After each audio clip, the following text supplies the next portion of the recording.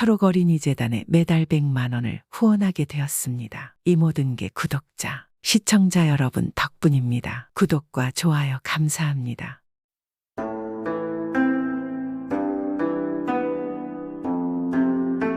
옛날 옛적에 조정에 한 관리가 있었습니다. 이 관리의 이름은 돌쇠였습니다. 그런데 이 돌쇠가 조정의 당파 싸움에 휘말려 귀양을 갈 처지에 놓이게 되자 몸을 피하여 지방의 어느 산골 마을에 숨어들었습니다. 목이 너무 마르구나. 아무래도 안 되겠다. 물을 마셔야 하는데 어디 우물이라도 없는가? 돌쇠는 열심히 마실 물을 찾다가 드디어 우물을 발견하였습니다. 그 우물에는 한 젊고 예쁜 여인이 물을 깃고 있었습니다. 참으로 아름다운 여인이로구나. 물을 깃는 모습이 마치 하늘에서 나온 선녀와 같구나. 돌쇠는 잠시 우물을 깃는 여인의 미모에 빠져서 갈증도 잊고 있었습니다. 그러다가 문득 정신을 차리고 우물로 걸어갔습니다. 그리고는 여인에게 말을 걸어보았습니다. 저 목이 너무 말라서 그러는데 혹시 물 한 바가지만 떠주면 고맙겠소이다. 돌쇠의 말에 여인은 고개를 끄덕이고는 바가지에 물을 떠서 주었습니다. 그런데 물을 보니 여인이 버들잎을 바가지에 띄워주었습니다. 돌쇠는 이를 이상하게 생각하고 여인에게 물었습니다. 아니 목이 말라서 물을 마시고 싶은 사람에게 어찌하여 물에 버들잎을 띄워주는 것이오? 그러자 여인이 수줍게 말했습니다. 선비님께서 지금 몹시 다급하게 물을 원하셨습니다. 갈증이 심하시죠. 혹시라도 급하게 물을 드시다가 물에 체하실 수도 있습니다. 그래서 천천히 마시라고 이 버들잎을 띄워드리는 것입니다. 그러자 돌쇠는 몹시 놀라하며 말했습니다. 그렇소. 내가 괜한 질문을 하였소. 참으로 마음이 아름답구려. 돌쇠는 그리고는 천천히 물을 다 마시고 바가지를 주며 물었습니다. 저 당신은 혼인을 하지 않은 듯한데 맞소? 네, 그렇습니다. 아직 혼인하지 않았습니다. 나도 혼인을 하지 않았소. 그럼 집에서 약조한 혼처는 있소? 아니요, 없습니다. 그런데 왜 자꾸 그런 것을 물어보시는지요? 미안하오. 내가 나쁜 생각으로 그러는 것이 아니오. 다만 당신이 너무 마음에 들어서 그러오. 그래서 정식으로 댁에 가서 혼인을 청할 생각이오. 기회를 주시오. 돌쇠의 뜻밖의 적극적인 구애에 여인 또한 슬며시 마음이 동하여 말했습니다. 네, 저는 여기 산 아랫마을 유기장 집의 딸이랍니다. 그러자 돌쇠는 고개를 끄덕이며 말했습니다. 내가 먼저 댁에 가서 당신의 부모님과 이야기를 나눠볼 것이니 천천히 오시오. 돌쇠는 그렇게 말하고는 서둘러 산을 내려갔습니다. 여인은 마치 폭풍이 지나간 듯 당황스러운 표정으로 이 돌쇠의 뒷모습을 보았습니다. 한편 돌쇠는 유기장을 찾아 들어가 그곳의 여인의 아버지에게 단도직입적으로 자신을 소개하며 말했습니다. 저는 한양에 사는 돌쇠라는 선비입니다. 제가 댁의 따님과 부부가 되어 이 집에서 함께 살아가고자 하여 이렇게 찾아왔습니다. 부디 허락해 주십시오. 갑작스러운 돌쇠의 방문에 유기장을 운영하는 딸이 아버지는 몹시 당황하였습니다. 하지만 마침 자신의 외동딸의 남편감을 찾던 시기였기에 아버지는 돌쇠를 유심히 살펴보았습니다. 유기장 일을 시키며 장차 유기장의 운영을 맡길 생각으로 사윗감을 찾아야 했는데 당찬 태도로 보아 아무래도 잘할 것이라 생각이 들었고 허락을 해주었습니다. 그리하여 버들잎을 띄운 물 한 바가지의 인연으로 두 사람은 혼인을 하게 되었습니다. 그런데 막상 혼인을 시키고 보니 이 사위가 생각하고는 아주 달랐습니다. 평생을 글공부와 조정의 일만 맡아서 해온 돌쇠가 유기장의 일을 할 수 있을 리가 만무하였습니다. 더군다나 연습이나 시도를 하는 모습조차 보이지 않고 방에 틀어박혀 책만 읽으니 이 장인의 입장에서는 속이 바짝바짝 타들어갔습니다. 이놈의 사위가 매일 책이나 보다가 밥이나 먹고 또 잠을 자니 보다 못한 장인은 딸을 불러다 말했습니다. 아니 어찌 너희 서방은 일도 안 하고 매일 밥만 축내는 것이냐. 안 되겠다. 오늘부터 밥 양을 반으로 줄여라. 입에 들어가는 밥도 아깝구나. 그렇게 밥양이 줄어서 남편에게 가져다 주게 되니 이 부인의 마음이 너무나 아팠습니다. 그래도 우리 서방님이 알고 보면 훌륭한 분이신데 아버님께서 그걸 잘 모르시니 안타깝구나. 선비니까 책을 열심히 읽는 것뿐인데. 부인은 그래서 열심히 다른 먹거리를 챙겨주었습니다. 부인의 그런 마음을 잘 아는 돌쇠는 더욱 부인을 사랑하게 되었습니다. 두 사람은 비록 장인의 구박은 받았지만 그럴수록 서로를 위해주고 생각해주는 마음이 깊어졌습니다. 그렇게 몇 년은 시간이 흐르고 조정에는 또다시 한바탕 난리가 일어났습니다. 조정의 반정이 일어나서 임금이 바뀌게 된 것입니다. 그리고 돌쇠가 속해 있던 당파가 반정을 성공시켰으니 정권을 잡게 되어 이전 임금에게 죄를 받거나 죄를 받을 것을 두려워하여 피해 있던 수많은 선비들이 사면되거나 원래의 위치로 돌아가게 되었습니다. 그리고 돌쇠 또한 소식을 전달받았습니다. 그때 마침 유기장의 유기들을 관청에 납품할 시기가 되었습니다. 돌쇠는 자리를 박차고 일어나 장인어른에게 갔습니다. 자네가 웬일로 나를 찾아왔는가? 뭐 필요한 것이라도 있나? 일을 하던 장인이 돌쇠를 보고 퉁명스럽게 말하자 돌쇠가 말했습니다. 장인어른, 제가 이번에 관청에 유기를 납품하는 일을 맡아서 해보고자 합니다. 허락해 주시겠습니까? 그러자 장인이 돌쇠를 바라보며 말했습니다. 자네가 뭘 안다고 이것을 가져가서 납품을 안다는 말인가? 그동안 방에 들어박혀서 책이나 보고 있던 사람이 말이야. 내가 가져가서 잘 설명을 하여도 관청에서 우리 유기를 받아줄지 안 받아줄지 알 수 없는 노릇인데 자네와 같은 조자를 보내면 어찌 되겠는가? 그러자 돌쇠가 다시 한 번 말했습니다. 장인어른, 이번에 제가 잘할 수 있습니다. 그렇게 이렇게 나서서 말하는 것입니다. 정말입니다. 돌쇠의 확신에 찬 눈빛을 본 장인은 잠시 마음이 동하였습니다. 하지만 이내 정신을 차렸습니다. 돌쇠의 부인이 남편의 말에 도우며 말했습니다. 아버지, 이 사람이 마음을 먹지 않아서 그렇지. 마음을 먹은 일은 무조건 해내고 마는 성격입니다. 제가 그동안 잘 봐와서 알고 있습니다. 한번 믿어보시지요. 딸까지 확신에 찬 눈빛으로 말을 하니 이 장인은 한 번은 믿어보마 하고 일을 맡겼습니다. 그리하여 돌쇠는 유기들을 실은 수레를 가지고 관청으로 들어갔습니다. 그리고는 외쳤습니다. 사또를 뵙게 해주시오. 유기장에서 유기를 납품하러 왔습니다. 그러자 관아의 이방이 슬쩍 나와 보고는 돌쇠에게 다가와 말했습니다. 우리는 이미 유기를 받을 곳을 정해놨습니다. 그러니 돌아가시오. 이방의 말에 돌쇠는 물러나지 않고 말했습니다. 사또를 뵙게 해주시오. 한양에 돌쇠가 왔다고 하면 나오실게요. 그러자 이방이 어이가 없다는 듯 말했습니다. 아이고, 이복의 사또께서 자네 친구라도 되는가. 나오라면 나오고 들어가면 들어가시게. 거말도 안 되는 소리 말고 어서 나가라고. 그러나 돌쇠는 개의치 않고 외쳐댔습니다. 사또 나와 보시오. 돌쇠가 왔소이다. 내 유기를 받으시오. 돌쇠가 다짜고짜 외쳐대니 이방이 화를 내며 말했습니다. 아니, 이게 어디 와서 행패야 여봐라. 여기 이 유기장수를 당장 쫓아내라. 그렇게 포졸들이 돌쇠에게 다가오는데 그때였습니다. 갑자기 관청에서 사또가 나와서 말했습니다. 돌쇠라니 설마 돌쇠가 왔는가? 사또가 나오자 돌쇠가 다시 외쳤습니다. 맞소이다. 사또 한양에 돌쇠가 왔소. 그러자 사또가 돌쇠에게 다가와 말했습니다.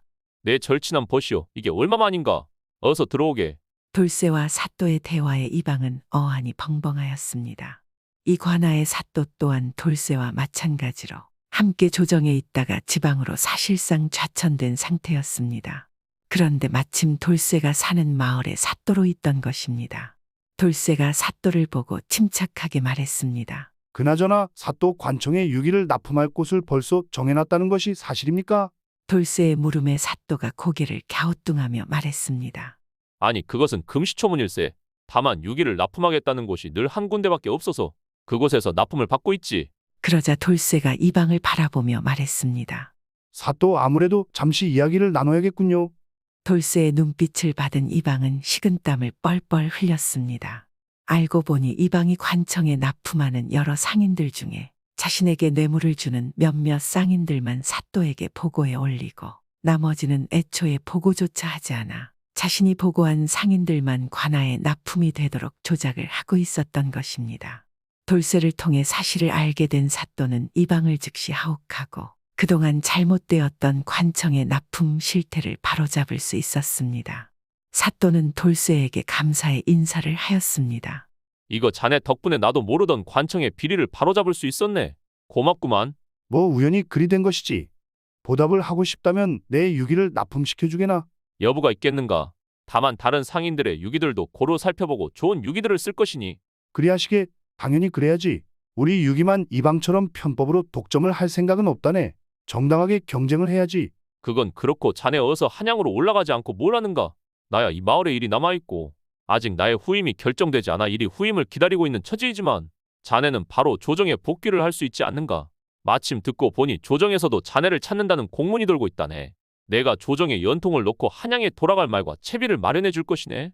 속히 돌아가시게. 왜 지금 조정이 어지러워? 한 사람이라도 더 필요한 시기가 아닌가? 고맙구만. 내 한양에 가볼 것이야.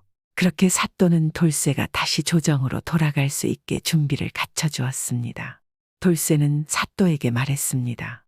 이복에 내가 이곳을 떠나기 전에 나를 지난 몇 년간 돌봐준 부인과 처갓집에 감사의 인사를 전하고 싶네.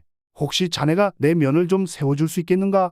그러자 사또가 말귀를 알아듣고 말했습니다. 내가 좌천당해서 사또가 된 것이 친구 면을 세워줄 일이 대단히 잘 되었구만. 그럼 잠시 후에 내가 제대로 유기장이 있는 마을로 행차를 할 테니 그리 알고 있게. 그렇게 돌쇠는 먼저 집으로 돌아갔습니다. 돌아온 돌쇠를 부인이 반겨주었습니다. 서방님 고생하셨어요. 가신 일은 잘 되셨나요? 제까지 것이 뭘 어찌했겠나. 장인의 말에 돌쇠가 웃으며 말했습니다. 이를 무사히 관청에 납품하고 왔습니다. 그러자 장인이 놀라하며 말했습니다. 아니, 그게 정말인가? 이게 무슨 말도 안 돼. 내가 지난 몇 년간 못한 일을 우리 사위가 해내다니? 아이, 참으로 신통한 일이로구만. 장인의 말에 부인도 몹시 좋아라 하였습니다. 그런데 갑자기 돌쇠가 빗자루를 들더니 마당을 쓸기 시작했습니다. 그러자 장인이 또 고개를 갸우뚱하며 물었습니다. 아유, 오늘 우리 사위가 왜 이러는가? 어찌 마당까지 쓸어? 장인의 말에 돌쇠는 허허 웃으며 이번에는 멍석을 찾아 마당에 펼쳤습니다. 그러자 장인이 다시 물었습니다. 아이, 멍석은 또 왜 까는가? 그러자 돌쇠가 대답했습니다. 오늘 이 고을 사토께서 마을에 행차를 한다고 합니다. 사또가 마을에 행차를 하는데 우리 집 마당에는 왜 멍석을 까는가? 우리 집에 사또가 오실 것이기 때문입니다. 뭐라고 우리 사위가 오늘 유기를 납품하더니 허파에 바람이 제대로 들어간 모양이로구나. 그 유기 하나 납품했다고 사또가 유기장이 행차를 한다니 그게 말이 되는가? 아무래도 이상한데 자네 유기를 제대로 납품한 것은 맞는 건가? 정신이 어떻게 된 것이 아니야? 돌쇠는 장인의 말은 신경 쓰지 않고 하던 일을 마저 하였습니다. 그러자 장인이 어이가 없어하며 그런 사위를 말리려는 찰나였습니다.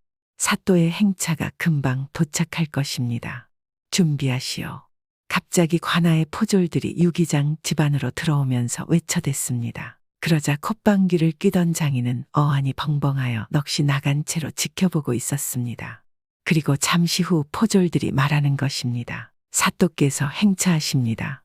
집 안으로 사또가 들어온다는 소리에 장인과 부인은 깜짝 놀라 어쩔 줄을 몰라 하며 그 자리에서 얼어붙었습니다. 그때 사또가 집 마당에 들어와 돌쇠와 돌쇠 부인과 반갑게 인사를 나누었습니다. 돌쇠의 부인은 조금 어안이 벙벙하였으나 몇 마디 대화를 나누고 상황을 대강 눈치채고 능숙하게 사또에게 예의를 갖추어 그를 맞아주었습니다. 한편 사또가 주위를 둘러보다 돌쇠의 부인에게 말했습니다. 이 유기장의 주인장께서는 어디 계십니까? 저의 친우가 어려움에 저에 있을 때 걷어주시고 잘 대해주신 은인이라 들었습니다. 제가 인사를 드리고 싶습니다. 그러자 마당에 얼어붙은 장인이 사또에게 넙죽 엎드려 절을 했습니다. 그러자 사또가 장인을 일으키며 예의를 표하며 말했습니다. 두 분께서 내 친구를 그동안 잘 돌봐주고 챙겨주셨다고 들었습니다. 제가 참으로 감사드립니다. 나라의 귀한 인재를 챙겨 보살펴 주었으니 이 또한 나라를 위한 큰 공이십니다. 그러자 장인은 어쩔 줄을 몰라 하며 말했습니다. 어이구, 그것이 우리는 뭐 딱히 한 것이 없습니다. 아니, 우리 사위가 이렇게 귀한 사람인 것을 모르고 오히려 소홀히 대접을 한 것이 걱정이 되는군요. 그러자 옆에 있던 돌쇠가 말했습니다. 아니 그게 무슨 말씀이십니까? 장인 어르신께서 오갈 곳 없이 그저 도망오듯이 마을에 온 저를 잘 걷어주시고 보살펴 주셨습니다. 두 분이 아니었다면 제가 어찌 이렇게 잘 살아남아 있겠습니까? 거기다가 귀한 외동딸까지 저와 혼인시켜 주셨으니 그 은혜를 어찌 갚겠습니까? 정말 제 부모님이라 생각하고 평생을 극진히 모실 것입니다. 돌쇠의 말에 장인은 어쩔 줄을 몰라 하면서도 고개를 끄덕이며 좋아라 하였습니다. 그 후 돌쇠는 아내와 장인을 데리고 한양에 갔습니다. 장인에게 큰 유기장을 지어주고 평생 행복하게 잘 모셨습니다. 이번 이야기는 못마땅한 사위를 얻은 장인이 결국 사위덕을 본다는 이야기이지 않겠습니까? 요즘 우리들도 종종 사위나 며느리가 마음에 들지 않을 수가 있습니다. 그런데 혹시 사위나 며느리가 우리가 알지 못하는 인재일 수도 있지 않을까요? 옛날 옛적에 아주 현명한 재상이 있었습니다. 그 재상은 소탈하고 늘 검소하며 사람들을 귀하게 여겼습니다. 그는 나이가 들어 낙향에서 하루하루를 보냈습니다. 하루는 이 재상이 남노하게 차려입고 낚시를 하고 있었습니다. 그런데 그때 어느 양반집 아들 하나가 지나가다가 웬 노인이 낚시를 하고 있는 것으로 보고는 자기를 전해가의 건너편까지 업고 건너달라고 하였습니다. 자신이 스스로 발벗고 건너가기가 귀찮아서 촌사람을 시켜서 편하게 업혀서 건너가려고 한 것이었습니다. 그러자 재상은 자신이 누구인지 굳이 드러내지 않고 순순히 사람을 업고 냇가를 건너게 해주고는 지나가는 사람이 혹시 모르면 자기가 업고 건너게 해줬다는 말을 하지 말아달라고 당부를 하였습니다. 이때 마침 해가 저물어 이 양반집 아들은 마을에서 하룻밤을 묵게 되었습니다. 그런데 저녁에 마을에 잔치가 있어 가보니 거기에 자기를 업고 냇가를 건너준 노인이 있었습니다. 그런데 아무리 봐도 이촌 노인을 대하는 사람들의 태도가 너무나 이상하였습니다. 아니 뭐야? 왜 저 노인을 왜 다들 어려워하고 극진히 대우하는 것이지? 이상한데 이 보쇼들 왜 다들 노인을 저리들 극진히 대접하는 겁니까? 그러자 한 사람이 대답했습니다. 아이고 저분은 보통 양반이 아니고 옛날에 판서를 지내신 대감님이십니다. 저리 수수하게 차려 입으셨지만 말이요. 아니 뭐라고 이 양반집 아들이 너무나 놀라서 황급히 일어나 재상 앞에 엎드렸습니다. 아이고 대감, 제가 몰라 뵙고 감히 대감께 업어달라고 부탁을 드렸습니다. 참으로 죄송합니다. 그러자 재상은 양반집 아들을 바라보며 누가 내 신분을 가르쳐 줬느냐 하고 주변을 보고 호통을 쳤습니다. 그리고 자신이 어떤 사람인지 가르쳐준 마을 사람에게 먼저 꾸짖었습니다. 그리고도 이 양반집 아들이 거듭 사죄를 하니까 재상이 말했습니다. 자, 그만하고 일어나서 내 말을 듣게. 사람이 평생을 사는데 자네는 편히 가고자 하여 나보고 업어 건너달라고 한 거 아닌가? 내가 하나 이야기를 해주겠네. 옛날에 말이야. 한 집에 시아버지도 귀머거리 며느리도 귀머거리 머슴도 귀머거리인 집이 있었네. 하루는 영감이 멍석에다 보리를 널었는데 이웃집 닭이 와서 벼를 쪼아 먹고 있었어. 그래서 닭을 쫓는다는 게 그만 너무 심하게 때려서 이웃집 닭이 죽고 말았다네. 이웃집에서 닭을 찾으러 왔는데 죄송하다고 해도 자꾸만 화를 내. 이 영감이 당신 닭이 우리 보리를 먹었는데 쫓는다는 것이 잘못 쳐서 죽었는데 도대체 뭘 잘못했다고 야단이야. 그런 찰나에 머슴이 대문을 들어서다가 영감이 야단을 치고 있는 것을 보고 자기가 낮에 벼단을 묶다가 하도 목이 말라서 주막에 벼 몇 단을 갖다 주고 술을 먹은 것이 생각이 난 게지. 이 머슴은 이 영감이 벌써 그걸 알고서 저리 호통을 치나 하고 생각을 했어. 그래 가지고는 주인 영감에게 내가 하도 목이 말라서 벼단 하나 갖다 주고 술 한 잔 먹었기로 뭐 그렇게 잘못했다고 노발대발하시느냐 하고 말하며 밖으로 나왔다네. 한편 집의 며느리가 이 광경을 보고 낮에 곳간에서 어른한테 얘기를 하지 않고 쌀을 꺼내 어린애에게 먹을 것을 사줬어. 도둑이 제발 저리다고. 며느리는 그것을 시아버지가 벌써 알고 저렇게 역정을 내시나 하고 생각을 했다네. 그래서 시아버지께 아버님 애들이 하도 칭얼대서 말씀 못 드리고 쌀을 갖다 팔고 엿을 몇 개 사줬어요. 하고는 그렇게 사죄를 했어. 이 두 사람들은 자신이 뭔가 하려고 할 때 이것이 해서는 안 될 일이라고 스스로 생각이 되면 그만뒀어야 하는데 둘 다 그러지를 못하는 것이지.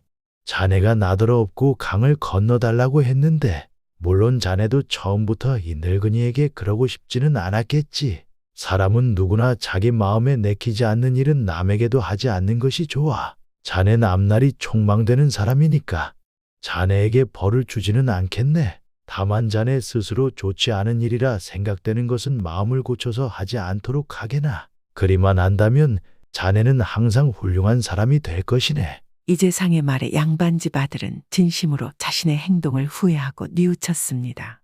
그리고 살면서 오늘 일을 잊지 않고 살았습니다. 오늘도 옛날 이야기를 들어주셔서 감사합니다. 편안하고 즐거운 시간 되세요. 구독은 공짜입니다.